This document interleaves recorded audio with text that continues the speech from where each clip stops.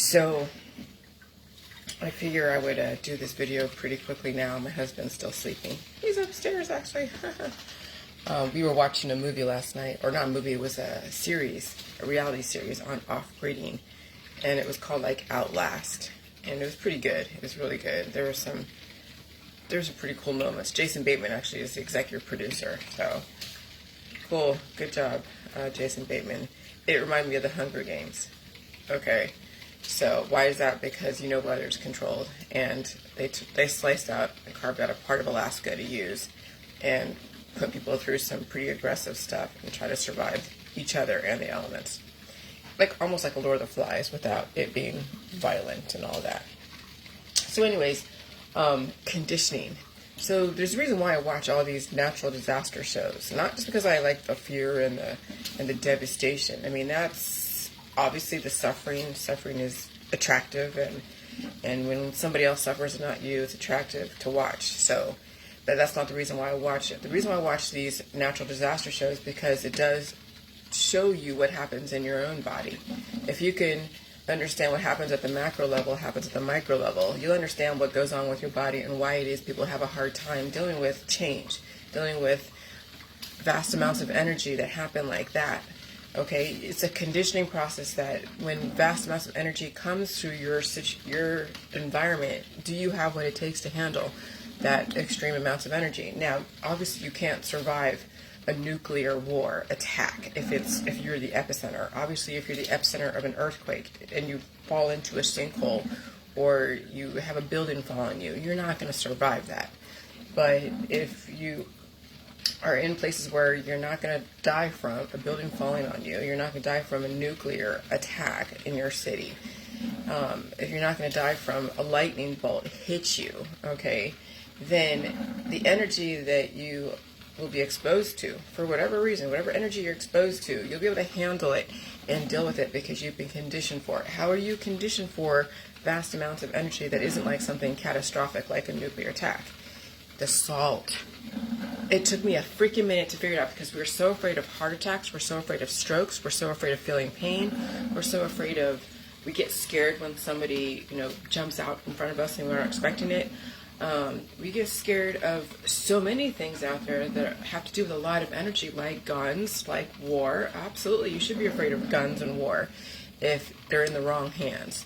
And so when you're afraid of these things and you haven't been conditioned for them, then you'll find every way to stop or mitigate potential energy bursts. And so then you're in this illusion, this safety, secure illusion of safety. And so when energy does come through, like an unexpected event, you're not primed for it, you're not prepared for it, you're not conditioned for it, and people don't survive it. When people die in their world and they're not conditioned to deal with death and pain and all that, the death of a daughter, the death of a husband, a wife, an animal, a best friend, whatever, is more than they can take because they were never conditioned to deal with death in the way that makes sense, where they can also release the demons. Because people are so overly conditioned with death that they're just destroying everything in their path because they're so conditioned for death. And there's those types. I mean, the extreme side are serial killers. But in the middle of the road is where people are just like, yeah, life is whatever, it's commodity. I'm going to collect animals and people and disease and all these different things. And eventually these things will die in a very aggressive, energetic environment like this. Or, things are going to die at some point, not even bringing to, the account of climate change. Then it just becomes, then death is just to be expected and even commodified. And that's where the vet system comes in. That's where the medical holistic system comes in. And so conditioning yourself to deal with energetic events like tsunamis. When I watched that documentary about Banda Aceh and Indonesia, Sri Lanka, when that earthquake in the middle of the ocean caused then the water to push up 500 miles an hour and developed a huge wave that then took out all these coastal towns in the area, and you saw the footage that is so extreme. You heard them describe it like a washing machine of razor blades and debris and glass and wood and objects that would pierce you. and they're dealing with this. They are in the middle of that kind of wash machine where this water is pushing so hard against the buildings, and that debris path, that debris field path was taking everything out in its sight. And so that's what like a heart attack and a stroke is, like when you have so much latent, like lazy proteins that are floating around in your bloodstream, when you have a sluggish, colon, and you don't want to poop and pee and all that stuff. When you have all this stuff floating around in a less aggressive environment, remember the last 100 years, we've been told that salt is poison. We've been told that sugar is bad. We didn't have too many frequencies, right? Because we didn't have, a lot of the internet stuff. We didn't have anything to really make that correlation that this is influencing the environment. So we had the climate engineers in the background. Okay, let's say the 1970s, and we hear about climate engineering. We hear about them making it rain in the Viet Cong to try to wash everybody out, and also the soldiers, in America, were also suffering from all that rain. But you hear about weather warfare just here and there, and you hear also about that in the 1970s, the weather underground, the extreme left wing. They're called Weathermen, and they were doing all these different terrorist acts to try to change society. Well, that translated into weather, climate engineering, climate change. Okay? But we didn't see like right now, we don't see climate change happening every weekend. We'd have occasionally have an El Nino here, and we'd have Katrina over here, and a Hurricane Sally, and a hurricane this here. So we would experience really aggressive things to condition us. We'd have all these tornadoes. Like we had 9 tornadoes in 2023 already in Ohio, but mostly southern Ohio. So we've been conditioned for these crazy weather things, and floods and tornadoes and storms and blistering heat and droughts and all that. So with all that conditioning, we're kind of expecting it, but we don't realize over time it's ramping up. And then we're told about climate change. And then we're also told, oh yeah, salt's poison, so stay away from salt. You should only have 2,000 milligrams of salt a day or something. I forget what the recommended daily allowance is. But when you're so heavy on the sweet, which is not a bad thing, you're so heavy on the sweet and the carbs and all that stuff, and you're afraid of salt, where do you think any of that substance is going to go if you're not releasing? But there's a such thing as releasing too much. So there's the other side of it. So don't think that because we've gone from one extreme where we're not releasing and we're taking on substance and we're afraid of ionic energy like salt, that then you should be doing so much freaking salt, so much to where then you have everything released and you deplete yourself that way, because that also will cause then you not evolving as well. So remember, there is a balance, and then what is the barometer? You have to feel pain. You have to find ways with your hands to release things. Try not to rely on contraptions and gadgets and the things that used to run our society, like sex, drugs, rock and roll, and remedies and holistic stuff and surgeries and all that, if you want to survive this stuff. And so anyways, yeah, so maybe 20 years ago, everything was all nice and calm. Everyone's like, oh yeah, everything is happy. And you see in, golden Hollywood, and you see Hollywood, everyone's beautiful, and they're getting their plastic surgery, and you're seeing cancer disease and chronic illness ramping up. Then you also see the activist campaigns. All right, so now you're seeing right now the train derailments. Doesn't mean that those train derailments are actually poisoning, maybe to a person who's really sensitive, but that's also another avenue for people to blame when they turn the frequencies up and people feel stuff. And since the V's, people aren't doing the V's anymore too much, or they're doing it, it started kind of lost its luster, where what's the next things people can blame all their issues on? Oh yeah, train derailments. Okay, and then we have the West Coast right now fucking sinking into the ocean. We have Walmart pulling out of Portland. I was just going back and forth with Audrey, and she was like, yeah, remember the FEMA camps and Walmart being used as a FEMA? I'm like, holy shit. And then I'm back in the chemtrails group with where I originated from. Not saying that I'm like turning into an activist, but it's kind of like full circle. Yeah, we're seeing what we have been crowing about and talking about come to fruition. Now, are we going to gloat and say, I told you so? No, that's not my point. It's kind of like, okay, we can kind of feel like vindicated, but believe me, being right isn't great, because a lot of people are not going to fucking survive this. So many are not. But we can kind of share the I would say joy, share the satisfaction that we did put our time into something that eventually it's coming true. Again, there's no joy in that, but it's kind of like feeling like, oh, a kindred spirit, but then now you better survive. Terrence Ashley, you better survive this shit. Kim and Audrey and Robert and all you guys, we've been together for however many freaking years. You better fucking survive this shit. Okay? Cindy, Goofy Smiles Mobley, she better fucking survive this shit. But we've been going through the fucking ringer the last 10 years. There's so much going on. Even I had gone through the ringer. And I had to pull myself out of those groups just so I can get some perspective. Because it's very easy to get caught up in something like that and then get blinded and jaded and then not do anything new and innovative. And you had to understand both sides. So that's why now I'm back in it again. I never would want to be wrong so much about anything. Oh, I believe me, I understand, Audrey. And so now I'm kind of back in it, but not in the way that you think. I'm not like an activist. I'm just now keeping up with now the actual events that are going on. So maybe people can pick up and move. Like I have a lady that Annette Pereira, I think she lives out there in California, and she's seeing Silicon Valley Bank going under. That's where all the venture capitalists put all their money in so they can go and prop up new startups. That's all the Silicon Valley stuff, the tech industry and whatever else, and they're now like under the FDIC is coming in there and taking over. What the fuck is that? Silicon Valley is supposed to be immune to all this, right? Aren't they the engineers of everything? Well, they've engineered what they engineer. Now there's no reason for them. Tesla's in freaking Austin. Eventually Facebook, I don't know, will Facebook go somewhere else? Maybe Facebook already has moved and they just kept the things that they didn't really need that are in that campus in Menlo Park. But, with California going into the ocean at some point, potentially, allegedly, if California going into the ocean, allegedly, and you're seeing indicators of the atmospheric river on top of 15 feet of snow, that ought to be a warning to those of you who are in California. Is it prudent to stay in California? Do you think that you have a future in California? You got to question that. That's why I showed you that map of what the future coastlines are going to look like.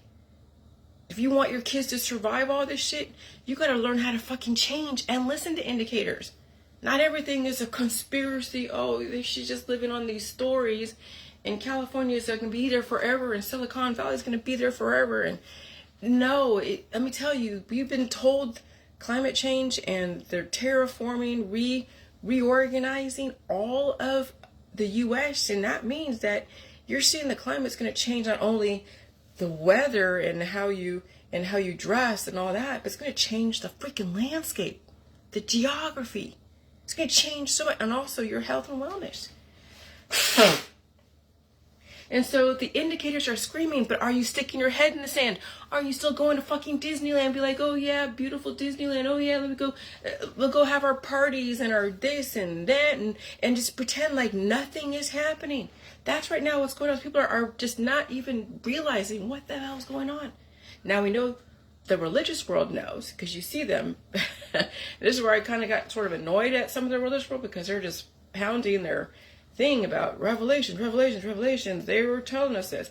Yeah, okay, they're telling us this, but what are you doing to actually show people that you know what the hell's going on and you're moving out of where you're at? Now, this lady said she's going to a cabin. Where is that cabin located?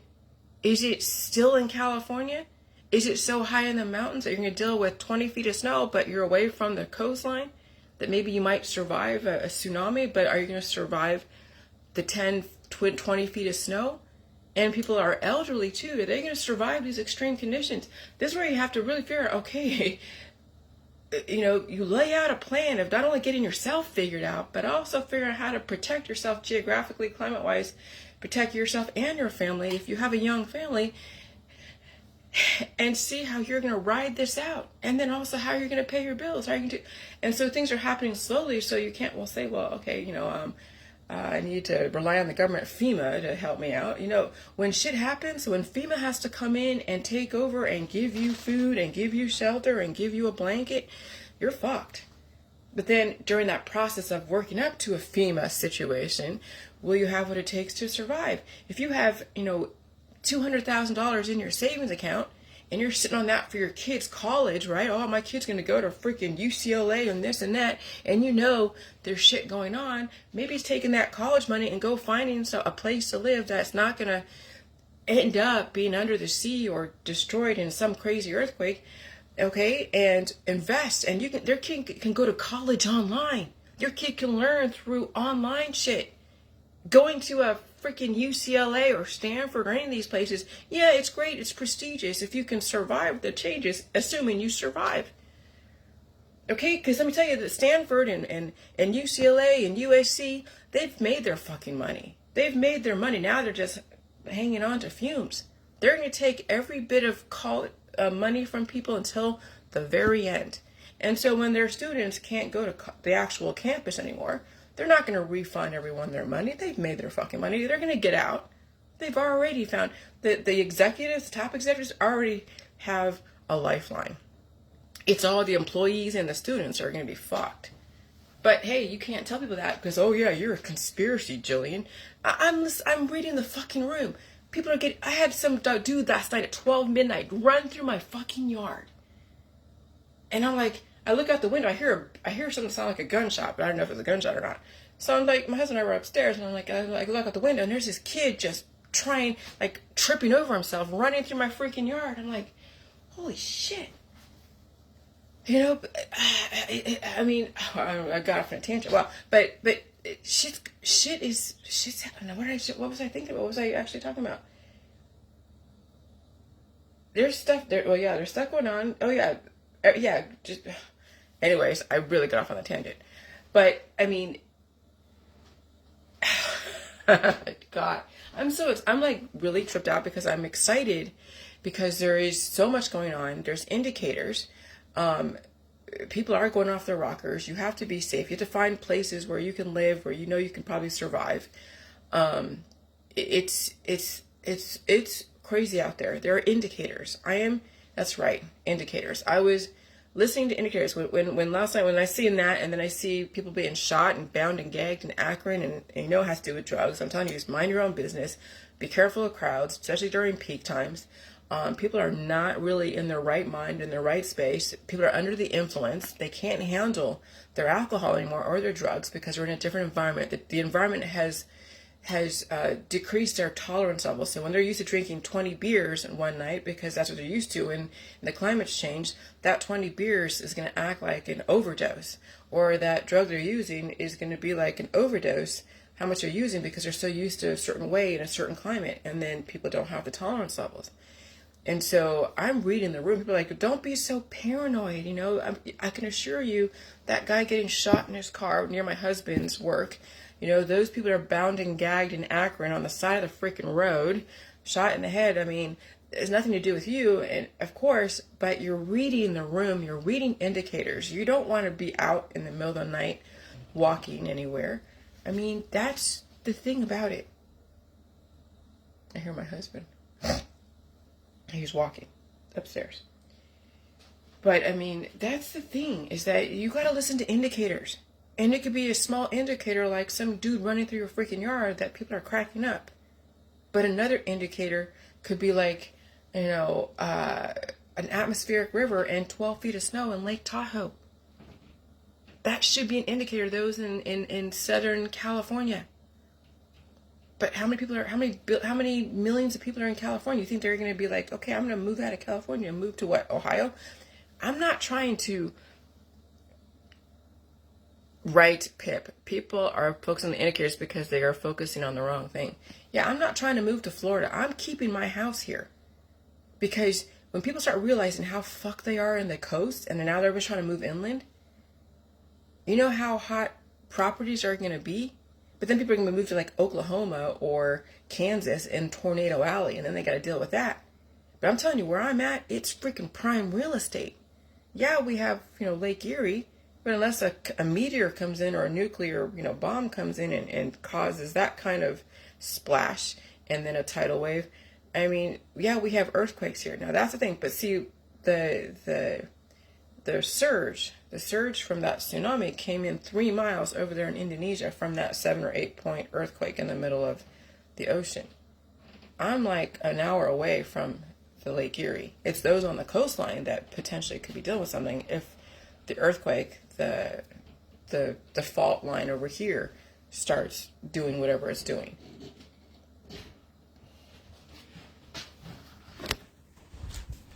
Oh. Hi, honey. You're not naked, right? Yeah, I want. Okay, I'm on doing Facebook. It's okay. Just go that way. I'm gonna go upstairs.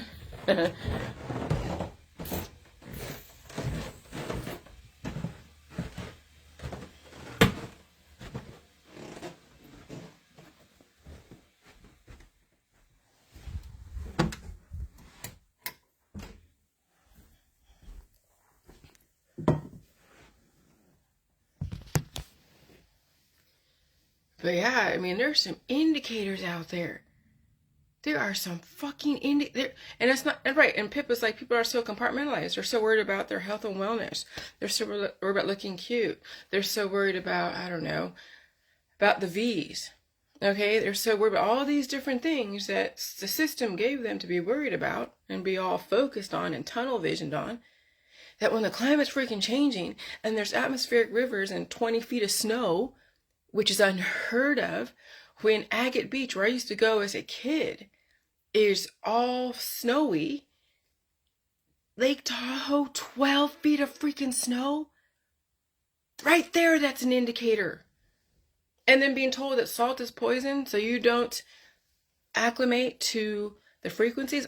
Sometimes I feel my heartbeat faster because the frequencies change. But remember, I've conditioned myself. High blood pressure is the body pushing stuff through, and there's not enough water, so it's bringing up the antidiuretic hormone, okay, which is then pushing water through. So you're not only drinking water, but also just realizing that sometimes, yeah, you're gonna have your heartbeat faster in a climate change, and it could be as a frequency. When I hear the buzzing, or I don't say buzzing, but the ringing, like a tinnitus, like a very, very slow but quick and disappears almost quickly as it came, tinnitus, I know the frequency changed. And then I feel the heartbeat. I feel kind of agitated. Okay, and in the last couple of days, I've been feeling kind of weird. And then this morning, man, I was releasing Mr. Hanky's, really obese cousin out of my ass. It was pretty crazy. It was like Santa Claus. It was like Christmas this morning. Because my body was releasing so much. Because I was feeling some weird, crazy stuff the last couple of days. Now we're in daylight savings, okay? And so you have to train your body to be conditioned for energy frequencies that come up out of nowhere, where you're used to one way. You're used to this algorithm for a certain amount of time, the stability, right? And then all of a sudden the frequency changes. All of a sudden you feel your heartbeat, and people are like freak out, and they're like, oh God, my high blood pressure, and they're going taking their medication, or they have an event because they're not used to feeling that energy, and so they're on different medication. Yesterday, someone was talking about how they have high blood pressure. They stay away from top ramen. You know how, when people talk about this stuff, I used to get all triggered, be like, oh my God, drink water, do this or do that. I sympathize with this situation. I wasn't going to convert him.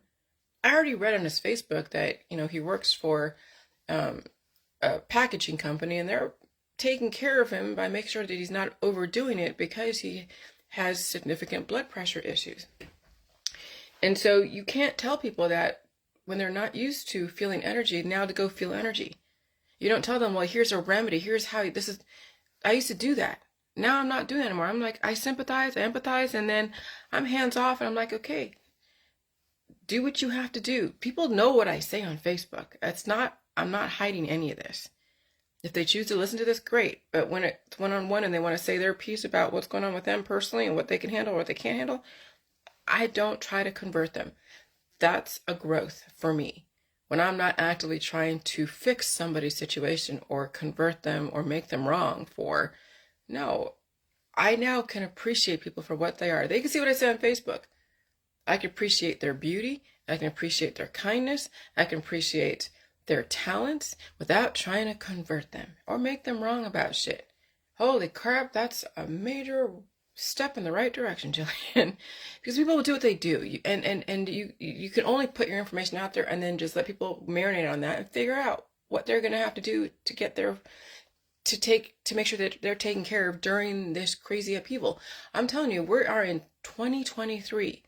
Then it'll be 2024, 2025, 2026, 2027. I mean, we're less than 5 years. Well, no, we're about 6 years. Yeah, 6 and 3 is 9, right? So 7 and 3 is 10. So we're about 7 years. But I'm telling you, they're not going to be like, okay, here, all out devastation in 2030. It is going to be an incremental preparation for devastation. So with all the tornadoes, right, and the economy changing and interest rates and gas stuff and people, companies moving or going under, Silicon Valley Bank going under, Walmart in Portland, which is a coastal city, are all closing over there, and in California, we had all this stuff with San Francisco. People are leaving San Francisco in droves because it's turning into a homeless population. So when all the homeless population with all the drug addicts are all there lining the city of San Francisco, and then there's a big old freaking earthquake tsunami, take out all the drug addicts and the people who think that they can just, with all the ones that are like, oh yeah, I'm going to live in this 50-story, apartment building and work at this company and not leave and still hold on to the past, like surfing. Like I would go to the pages of Ocean Beach and look at what I used to hang out in, like what I used to live in Judah, 33rd and Judah and all that. But people who hang on to the past, hang on to the whole hippie shit, right? And they're staying in San Francisco and they're not aware at all. And if they are, they're not even doing anything different. And then this big, huge tsunami goes in and freaking takes out, or an earthquake and a tsunami together, by San Francisco, by coastal cities. And so I'm telling you, it's like the calm before the storm. People, and I'll tell you, when you're living in the inner city, or even in the valley, and there's devastation, it's gonna be like a purge. People don't realize when you're living in such a diverse, compacted, so populated city, like Southern California, even Northern California, they have pockets. If anything, I'd rather live in Northern California than Southern California during all this freaking climate change. Because where are millions and millions of people in one tiny square mile gonna go? They're gonna be cannibalizing the fuck out of each other if they're not taking all your shit and whatever.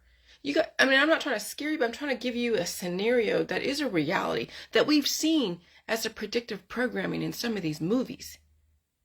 I mean, these movies should be telling you everything if you can wrap your mind around this is a reality that's programming that is going to happen at some point. And so I live in Canton, Ohio, and it's popular. Yeah, we have derelicts here, but it's mostly rural. Yeah, I mean, I'm not saying I'm immune because there's Akron, there's Cleveland. But where I live in kind of like a pocket. I wouldn't want to live in Cleveland during a crazy natural disaster. I wouldn't want to live in certain parts of Akron. Okay? Okay, so Canton, Ohio actually is not a bad place to live. Yeah, we have our homicides and they happen they have shootings. We just had one the other day right near my husband's work. But, I mean, who knows what he's involved with? I mean, the guy that was shot was a sanitation engineer. He was a garbage man. But you never know, And so I just say, if you don't know the situation, then just be careful on going to gas stations during, peak times, because a lot of people are on top of each other, stepping on each other's toes. There could be accidents, frequencies can happen. People get triggered like that. And grocery stores, we see people, even over here in Ohio, in my town, fighting over water, fighting in Walmart. So I get shit delivered to me. And then I don't have to deal with drunk drivers. People under the influence driving. You see, that's what I'm saying. I know it sounds like I'm a hermit, like I'm paranoid, but the indicators are screaming. I'm not a social person. If anything, right now at this point, the worst thing happening in the boating world, right, is someone putting rocks inside the bass to make them weigh more so they can win money. Now, when boating starts becoming a contact sport and violent, well, then I'll be like, honey, you want to rethink your hobbies. But right now, the boating world is relatively okay as long as you're not stepping on someone's toes or someone isn't so drunk you're not going during peak summer times when you have drunk people driving boats who are at their, who are at the end of their rope type of thing. But I'm looking at my hobbies, my lifestyles, whatever, all the things that's life over here in Ohio, and I'm analyzing everything and how I deal with people. And when people are involved, I analyze the shit out of it. When alcohol's involved, I analyze the shit out of it. Okay, so you got to do that. And now when people are still like in their freaking head in the clouds, I'm telling you, find real estate in areas that are relatively okay geographically and figure out how to pick up and move. Okay, so you have 50 billion people in your family and they're like, no, don't move. Oh my God, don't be, she's a fear monger. I don't know, man. I don't know. People are going to figure out for themselves what they're willing to deal with, but you can't tell so many. That's why they're not sort of saying too much to the system, isn't it? Because they don't want to see 5 million people all of a sudden make their way into the middle of the U.S. When people are that scared, all out chaos. So it's like, the Titanic. You got to play music. You got to keep people distracted, get them under the influence, give them all their creature comfort so they feel comfortable when they don't realize that there's a big old asteroid coming through, and there's a big old asteroid coming through, but we're going to shield it. Let's just pretend they're going to shield it so you don't really see it coming. So everything is great until it's here. And by the time that it's here, the system can deal with about 5 seconds of chaos and then all out extinction. But the system can't deal with years of chaos when you think about it. They can deal with 5 seconds, but they also are prepared on their end how to deal with that chaos when it does happen. And there's that conditioning process. And if you're not fucking aware, if your head's in the clouds and you're all about your traditions, good luck. I say good luck, but you were warned. You were warned for years. You were warned. Somehow, I had a homing beacon come over here. For some reason, I needed to get out of California. And I had my own issues, but I'll tell you, my fucking body knew, even though I was dealing with my own shit and I was dealing with my own shit, but my body, mind, and spirit knew I needed to leave California. I was trying to leave California for many years. Many freaking years. Okay? Many years. I mean, I left the Bay Area and went to Southern California, but that wasn't the place for me. And then I went back to the Bay Area and then moved to Mississippi and moved to, Florida, moved to Washington, and I was trying to move away from California. Every single time I'm like, oh, California's the center of the universe, so great. No, eventually I found somebody in Ohio.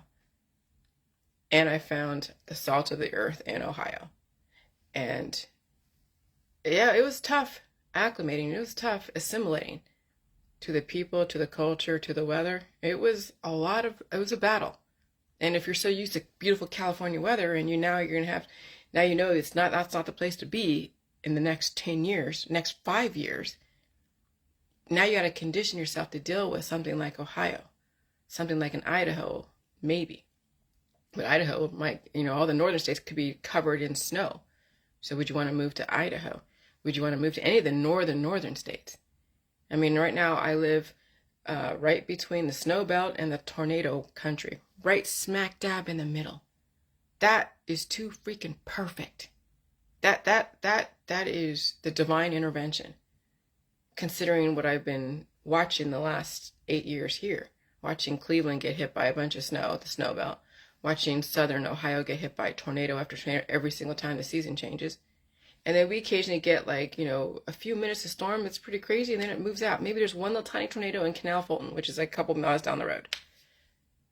But I'm like, Jason, have you ever had a tornado here? Ever really, like in Canton, where we live? This is because he was here for 10 years in this area for 10 years, and then he was in Canal Fulton for another 10 years. I mean, he's 40, like me. And he's like, no, he's never really seen a tornado right here. So, but I don't assume that we're not going to get hit. But that's what I'm saying, guys. You got to realize what the system is doing. You can't alarm 20 million people. You can't alarm them. You have to distract them.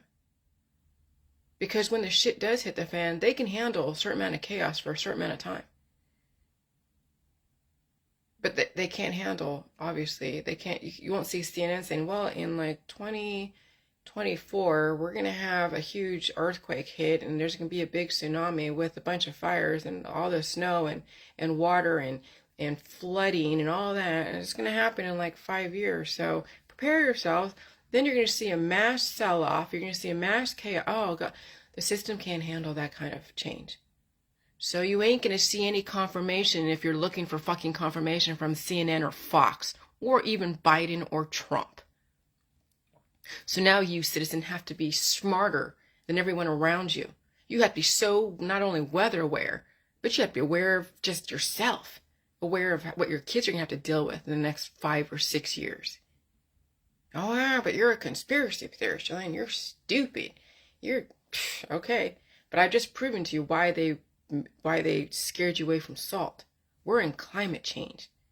And salt is ionic. So when you're always sticking to sugar, and you're gluten-free, and you're doing organic bullshit, and your low sodium diet, then you have a frequency comes in that acts just like salt. It's an energy force. You think you can handle and survive a heart attack or a stroke?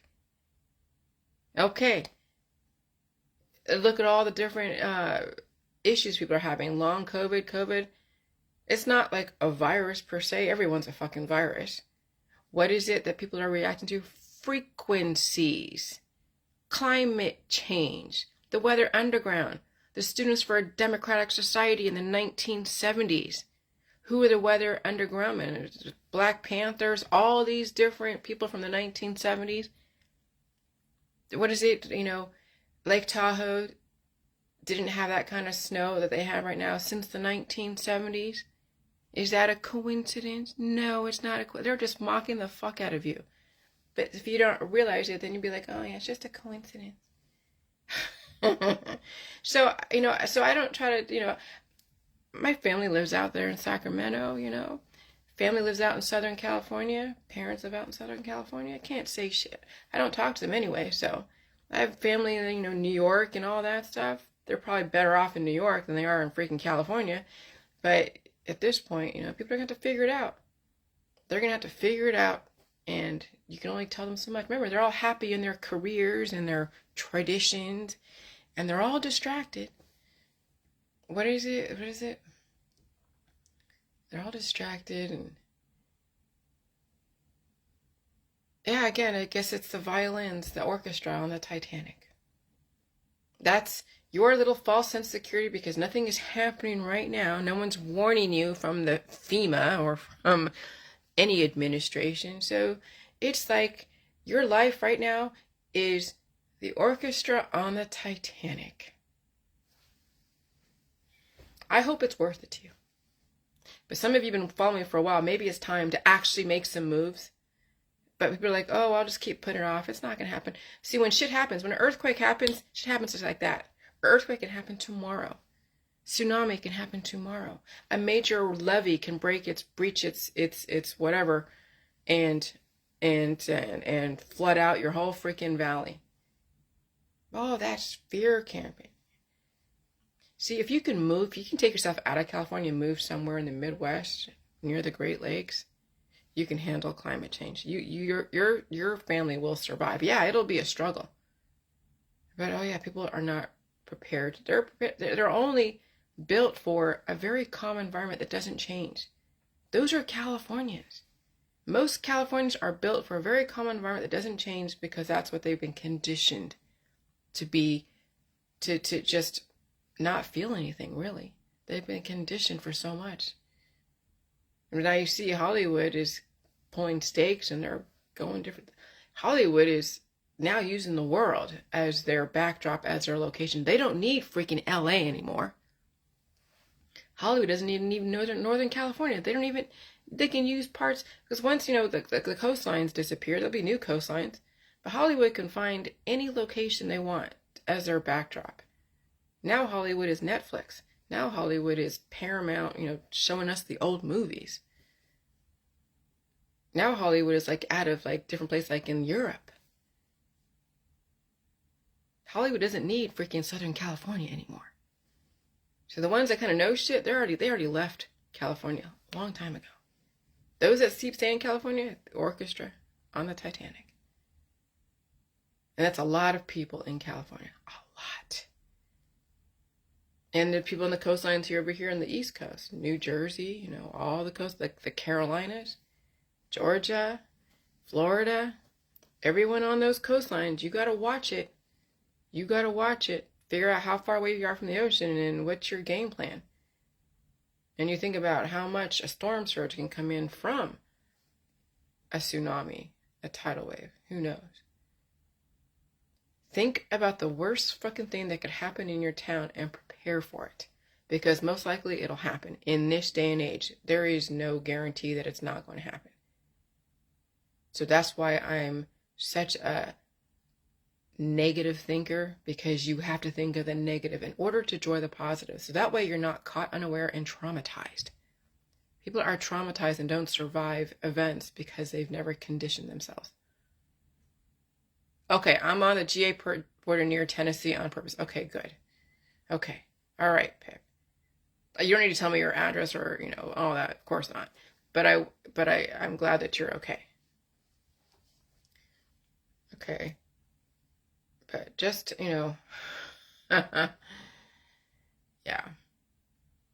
So anyways, just realize you're not going to get confirmation from anything in the government because they're not in the business for them to alarm you. They're going to keep taking your money, your taxes, and everything that you're putting. They're going to keep wanting you to get loans out to refinance your home, refinance this, There's the last money grab is either pulling your money out of a bank or pulling your money out of a stock because they know it's going to go under. But sometimes the last money grab is not telling you when something's going to happen. So they keep taking your money so you don't prepare for something. And so then, you know, you paid $50,000 for your kid's education. And they're going to go to USC tomorrow. And then there's an earthquake today. And now you're trying to survive and maybe not even survive. And now they have $50,000 of your money because you didn't realize that USC wasn't going to be there tomorrow. But somebody has your money. That's the craziness about what's going on. You will never know something will happen until it happens. And of course, it's not lucrative for anyone to warn you if they're still taking your money for whatever reason. If you're in really highly prone areas like California, the coasts of California. All right, that's all I'm going to say at this point. I'm going to go hang out with my husband and eat some breakfast, do some laundry. But conditioning is all the conspiracy world. That was your conditioning. The conspiracy was your conditioning. The movies are your conditioning. What's going on right now is your conditioning. If you're sticking your head in the sand and you're under the influence, you're conditioned to be the orchestra on the deck, to keep everyone around you all calm so when shit does happen, they don't have to deal with mass chaos. Again, when you're leaving a bad relationship, you don't tell your husband you're leaving a bad relationship. You pretend everything is okay until you're ready to leave, and then you pull up stakes. Okay? That's a smart way to do it. That's how people should leave, because they don't want to deal with the bullshit when they're trying to leave. So what do? They sneak out. Learn from how people leave bad relationships, and you can see what the government's doing to people who don't understand, who don't listen to indicators. Bye.